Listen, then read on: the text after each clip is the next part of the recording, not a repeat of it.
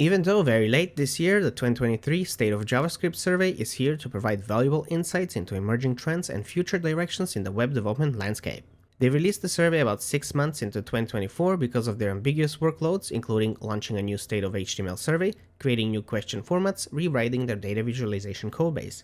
There are many exciting changes happening in the JavaScript world, and it's nice to see smaller libraries like React, Solid, and HTMX gaining popularity over big names like Next.js. Angular is making a bit of a comeback in the interest pig, likely due to changes like signals and zoneless change detection. We also have Astro quickly gaining developer support. The survey was active from November 22nd to December 12th, 2023, and they have collected responses from around 23,500 participants. Based on that, let us see where we stand with JavaScript. Diving into the most adopted feature, we have knowledge coalescing, dynamic imports, and private fields.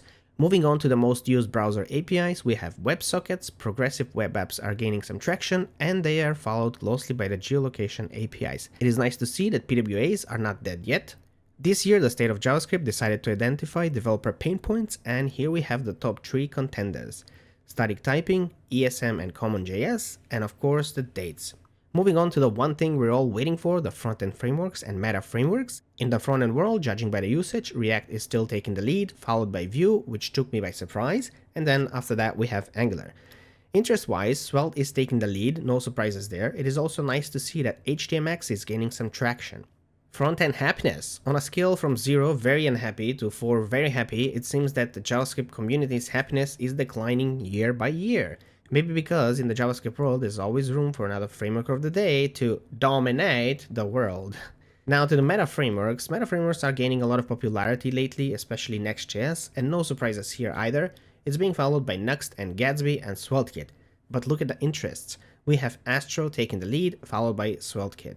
In the testing realm, Jest is leading the pack, but it's encouraging to see that Playwright is gaining significant usage and interest. In the mobile and desktop sector, native apps are experiencing a slight uptick compared to last year, while the other trends remain relatively unchanged. In the build tools category, Webpack maintains the lead, but Vite has seen a substantial increase from last year, showing even Yo impressive contribution to the toolset. From the leftover section, it's nice to see that Bun is gaining some traction. And finally, in today's world, how can you possibly conduct a survey without involving AI? It is like trying to bake a cake without flour. In the realm of AI, we can see that ChatGPT is leading the way, followed closely by Copilot and Google Gemini. And at the end, we know that Vite is the most adopted technology, has the highest retention, and it is the most loved library. Bun received the most write-ins, and React has the most commented library. That's all for this one, folks. Thank you for watching, and I'll see you in the next one.